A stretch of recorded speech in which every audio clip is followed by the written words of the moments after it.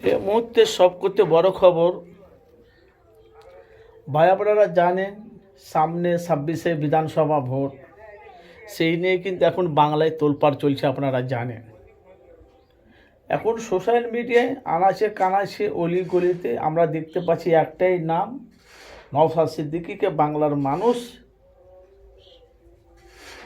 চাইছে 2026-এ বিধানসভা ভোটে। কিন্তু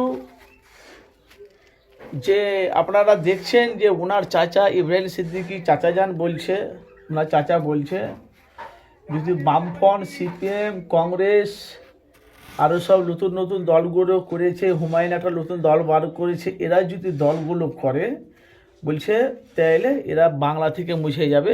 আর কিছু মানুষ তারা বলছে ভাইজান তৃণমূল যা করছে মানুষের জন্য, যা করছে ও দলের মধ্যে কিছু দুর্নীতি মানে লোক আছে, তারা বাংলায় সব শেষ করে দিচ্ছে। আর কিছু মানুষ তারা বলছে, যাদের কাছে বাইট নিয়েছে, তারা বলছে 2026-এ নওশাদ সিদ্দিকীকে বাংলার মানুষ চাইছে। কেন?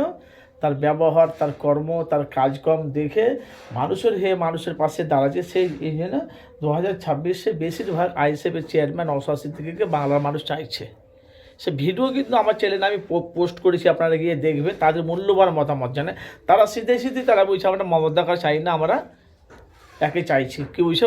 নওশাদ সিদ্দিকীকে। সেই ভিডিও আমার চ্যানেলে পোস্ট করা আছে, তো আপনারা দেখবেন, আপনাদের মূল্যবান মতামত জানাবেন।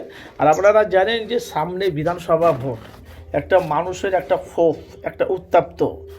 যদি বিজেপি যেভাবে মুসলমানের ওপর টর্চার করছে, বিজেপি যেভাবে মুসলমানের উপরে অত্যাচার করছে, আপনারা জানেন যে মুসলমানের হয়ে কিন্তু বাংলায় কেউ কথা বলে না। এই জন্যে এরা জোট করতে চাইছে বিজেপিকে বাংলা থেকে মুছে দেওয়ার জন্য। আপনাদের মতামত জানাবেন। দুর্নীতি চান, আপনারা শিল্প চান, না কাজ চান, না বাংলা পরিবর্তন চান, কোনটা চান?